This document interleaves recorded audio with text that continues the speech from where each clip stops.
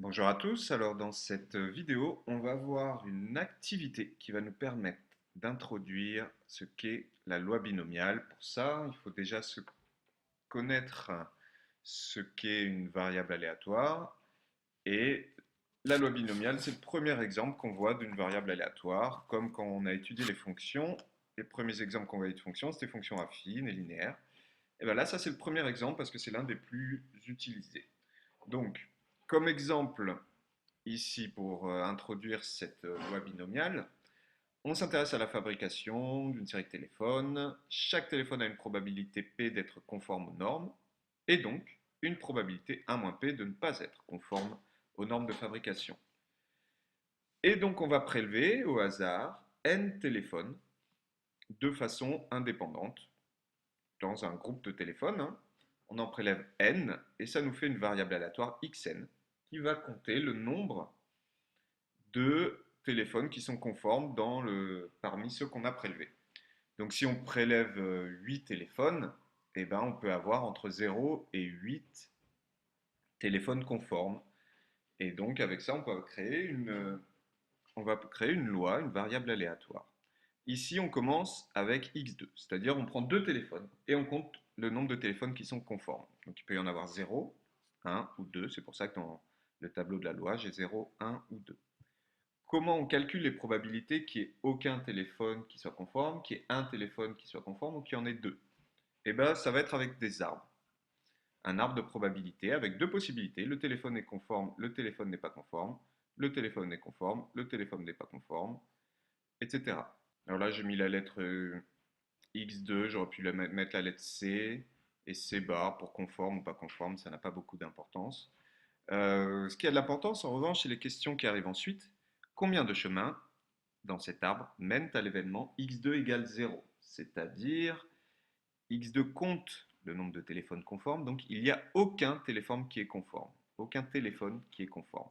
Donc on regarde dans notre arbre, et c'est quoi l'événement qui nous mène à ça, à x2 égale 0? Eh bien, c'est quel chemin? Excusez-moi, c'est ce chemin-là, vous voyez. Le premier téléphone n'est pas conforme et le deuxième n'est pas conforme, donc on a 0 téléphones qui sont conformes. Et donc, combien on a de chemin dans l'arbre? On en a un. Voilà, c'est le chemin que j'ai fait en bas. On continue. Ici, combien de chemins dans cet arbre mènent à l'événement x2 égale 1, c'est-à-dire il y a un téléphone qui est conforme. Alors, on peut changer de couleur. Ici, pour l'événement x2 égale 1. Donc, un téléphone conforme dans cet arbre, c'est ce chemin-là. Ici, j'ai un téléphone conforme et le deuxième n'est pas conforme. Comme ça, au total, ça fait un téléphone qui est conforme. Ou alors, le premier n'est pas conforme, mais le deuxième est conforme. Donc, au final, j'ai deux chemins qui mènent à l'événement x2 égale 1. Et enfin, il reste un chemin dans cet arbre. C'est le premier téléphone est conforme et le deuxième est conforme. Donc, les deux sont conformes. Donc, il y a un chemin qui mène à l'événement ici x2 égale 2. Ok. Donc maintenant, eh ben, on utilise cet arbre pour calculer des probabilités. Vous voyez, je n'ai pas donné de probabilité comme 0,4, 0,3, puisqu'on va introduire la leçon, et du coup, on va comme ça pouvoir directement développer les formules. Donc, la probabilité que x égale 0, c'est quoi? Eh ben, on a vu que c'était le chemin rouge. Donc, c'est 1 moins p au carré. D'accord. La probabilité que x égale 1, c'est le chemin orange plus l'autre chemin orange. Alors, quelle est la probabilité de ce chemin orange? C'est P fois 1 moins P. Quelle est la probabilité de ce chemin orange? C'est 1 moins P fois P. Donc en fait, les deux chemins orange, ils ont chacun la même probabilité. C'est P fois 1 moins P plus P fois 1 moins P. Donc au total, ça nous fait quoi? 2, puisqu'il y a deux chemins qui ont chacun une probabilité de P fois 1 moins P. Et enfin, la probabilité qu'il y ait deux qui soient conformes, c'est P au carré. Et bien cette loi-là, qu'on vient de calculer, c'est un exemple de loi binomiale. Donc en quoi ça va consister une loi binomiale? Ça va consister en une répétition comme ça de tirage avec deux issues. On va les appeler ces deux issues succès et échec, hein, par exemple. Donc là, c'est Dans cet exemple-là, c'est le téléphone est conforme et l'autre n'est pas conforme. Ça peut être il pleut, il ne pleut pas. Il faut toujours qu'il n'y ait que deux issues. Et on répète ce chemin plusieurs fois. On répète ce tirage plusieurs fois. Dans le premier exemple, on le répète 2 fois. Mais on va voir que par la suite, on pourra le répéter 3 fois, 4 fois, n fois. Donc c'est une loi binomiale qui va donc dépendre de deux choses, de combien de fois on fait le tirage, donc c'est le n, et puis de la probabilité ici, puisque vous voyez que dans la formule, il y a du p ici, de la probabilité du succès. Et 1 moins p, c'est la probabilité de l'échec. Donc on aura des formules avec p. Essayons pour nous convaincre de voir la suite. Alors, on continue. On rajoute un tirage. Cette fois-ci, on prend 3 téléphones. Donc combien on peut en avoir de conformes? On peut en avoir 0, 1, 2 ou 3. J'ai refait un arbre. Normalement, j'ai pas fait d'erreur, hein, même si ça m'arrive parfois d'oublier des barres ou quoi, mais je crois pas. Euh, Combien de chemins dans cet arbre mènent à l'événement il n'y a aucun téléphone conforme? X3 égale 0, ça veut dire que quand je tire 3 téléphones, il n'y en a aucun qui sont conformes. Eh ben, on va faire comme tout à l'heure, un petit jeu de couleurs. Tout à l'heure, j'avais fait rouge, on va garder le rouge. Eh ben, il n'y en a qu'un ici. Des chemins qui vérifient comme ça, qui mènent à l'événement x3 égale 0, c'est-à-dire aucun téléphone conforme. Donc le premier n'est pas conforme, puis le deuxième n'est pas conforme, puis le troisième n'est pas conforme. Donc voilà notre chemin. Et il n'y en a qu'un. Ok. Après, ça se complique un petit peu. Combien il y a de chemins qui mènent à un seul téléphone est conforme? Allez, on va changer la couleur.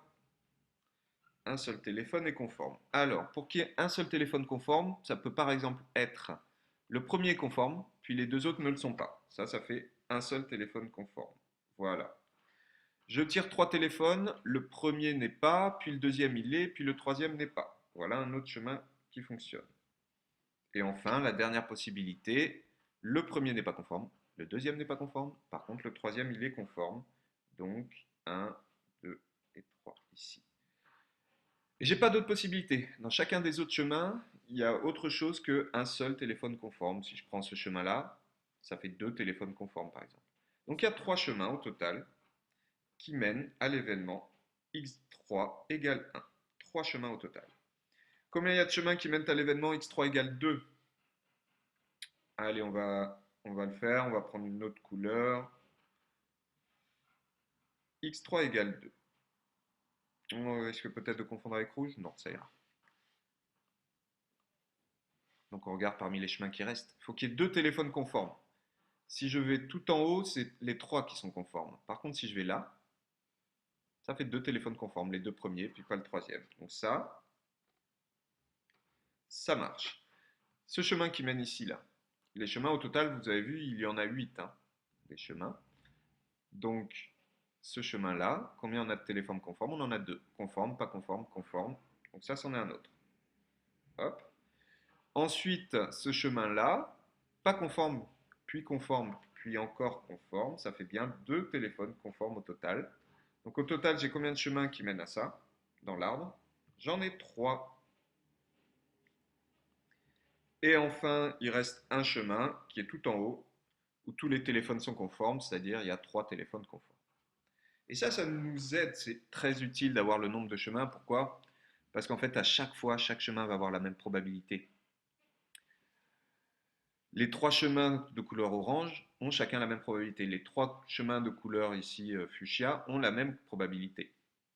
Donc, il suffira juste de multiplier par 3 plutôt que d'ajouter les chemins comme on fait d'habitude dans un arbre. On peut, mais là, c'est un cas spécifique avec cette loi binomiale. C'est que chaque chemin a la même probabilité, donc il suffira juste de multiplier par le nombre de chemins. Ainsi, alors la probabilité pour que x soit égal à 0, c'est donc le chemin rouge tout en bas. On a 1 moins p fois 1 moins p fois 1 moins p. 1 moins p au cube. La probabilité que x soit égal à 1. Eh bien, voyons, c'est les chemins orange. D'ailleurs, j'ai oublié de souligner en orange ici. Là, c'est les chemins orange. Donc, c'est quoi la probabilité d'un chemin orange? Ici, par exemple, celui-ci, c'est 1 moins p fois 1 moins p fois p. Celui-ci, c'est 1 moins p fois p fois 1 moins p. Donc, vous voyez, à chaque fois, c'est 1 moins p au carré fois p.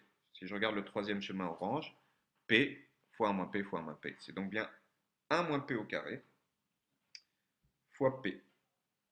Donc P fois 1 moins P au carré. Donc ça, c'est chacun des chemins orange. Et combien il y a de chemins orange? On vient de le voir. Il y en a 3. C'est le 3 qui est ici. On continue avec celui-là. Et bien, si vous regardez, vous pouvez mettre pause au fur et à mesure. Le chemin fuchsia, c'est P au carré fois 1 moins P. Et il y en a combien des chemins fuchsia? Il y en a 3. Donc au final, la probabilité ici, c'est 3 P au carré fois 1 moins P. Donc vous voyez, on est entre de la leçon et des exercices parce qu'on n'utilise pas des valeurs, on utilise la lettre P, ce qui va nous permettre de développer une formule qu'on verra pour la loi binomiale. Et enfin ici, c'est P au cube. Donc quand est-ce qu'on a une loi binomiale? Comment on reconnaîtra un énoncé où c'est une loi binomiale? Ici, notre énoncé, c'est une histoire de téléphone avec des défauts de fabrication ou pas. Ce qui est important, c'est qu'il y ait deux issues. Donc vous voyez, le succès et les échecs. Et ce qui est important ici, c'est qu'à chaque nouveau tirage est indépendant du précédent. C'est-à-dire que quand vous allez tirer votre deuxième téléphone, le fait qu'il soit en bon état de marche ou pas ne dépend pas du tout du premier téléphone. Donc ici, chaque nouveau tirage est indépendant. Et voilà quand est-ce qu'on a une loi binomiale. Ah, si, qu'est-ce qu'elle fait la loi binomiale? C'est écrit ici. Elle compte le nombre de pièces conformes, donc de manière générale dans la leçon, elle compte le nombre de succès. Donc, qu'est-ce que c'est une loi binomiale? C'est quand on est une situation d'avoir un succès et un échec, qu'on répète ça plusieurs fois de manière indépendante et qu'on compte le nombre de succès. Voilà ce qu'est la loi binomiale. Alors, il me reste 3 minutes pour corriger la suite. Vous voyez l'arbre ici? Ça, c'est pour 4 tirages. On va répondre toujours aux mêmes questions pour essayer de développer la formule. Donc, je vous mets l'arbre, vous pouvez mettre pause et essayer de savoir combien il y a de chemins qui mènent à 0 succès, à 1 succès, à 2 succès, à 3 succès, à 4 succès. Et moi, je vais remplir ça immédiatement. Et voilà pour l'arbre avec 4 tirages. Vous pouvez avoir 0 ou 1 ou 2 ou 3 ou 4 succès. Et j'ai mis les chemins ici. On n'est pas obligé de repasser à chaque fois le chemin sur tout l'arbre. Si vous mettez juste un trait à la fin, ça correspond à un chemin. Donc ici, il y a 2 puissance 4 chemins. Et donc, au final, des chemins avec 0 succès, il y en a un qui est là. Des chemins avec 4 succès, il y en a 1, 2, 3, 4. Pardon, les chemins avec 1 succès, il y en a 4.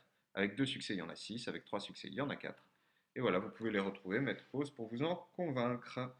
Du coup, qu'est-ce que ça nous donne comme probabilité? Alors, on va remplir cette feuille-là et je vous laisse le faire. Ça réapparaîtra dans 2 secondes. Du coup, on constate la même chose que précédemment. D'abord 1 moins p puissance 4, puis p fois 1 moins p au cube, et à chaque fois, chaque chemin a la même probabilité. Il y a combien de chemins? Ben là, il y en a 4. Là, il y a 6 chemins, c'est pour ça que j'en mets 6. Là, il y en a 4, et là, il n'y en a qu'un. Donc, c'est les coefficients qu'on met devant. Bon, est-ce que vous commencez à reconnaître ces coefficients? Pour ceux qui les ont vus, effectivement, 1, 6, 4, pardon, 1, 4, 6, 4, 1. Avant, c'était 1, 3, 3, 1, etc. Ben, ces coefficients, c'est ce qu'on appelle les coefficients binomiaux, comme loi binomiale. Et donc, on les retrouve ici, parce que pour la formule, du coup, on n'a besoin que de deux choses. On n'a besoin que de la valeur de P et de connaître les coefficients binomiaux. Et les puissances, elles sont faciles à trouver. En fait, ici, vos puissances, c'est le nombre de succès ou d'échecs. Là, pourquoi est-ce qu'il y a puissance 4? Parce qu'il y a 4 échecs. La probabilité d'un échec, c'est 1 moins P. Et comme il y a 4 échecs, à chaque fois, échec, échec, échec, échec, on les multiplie, ça fait puissance 4. Là, il y a un succès, puisque c'est k égale 1, ça ici, c'est le nombre de succès. Il y a un succès et donc 3 échecs. Donc c'est P puissance 1 succès fois 1 moins P puissance 3 échecs. Là, il y a 2 succès et 2 échecs. Donc en fait, vous voyez, les puissances correspondent au nombre de succès, puisque quand on fait un chemin dans un arbre, on multiplie. Donc 1 moins P fois 1 moins P fois P, c'est 1 moins P au carré fois P au carré. Ça, c'est 2 succès et 2 échecs. Donc c'est pour ça qu'on a carré, carré ici. Donc voilà comment on retrouve la formule pour la loi binomiale, les puissances. Maintenant, il nous reste juste ces coefficients dont on vient de parler. C'est le coefficient binomiaux qu'on retrouve grâce au triangle de Pascal. Voilà, que je viens de remplir rapidement ici, en faisant 1 plus 3 égale 4, 3 plus 3 égale 6, etc. Pour en savoir plus, il faut se rendre dans la leçon qui est la prochaine vidéo que je ferai. Voilà, merci beaucoup de votre attention.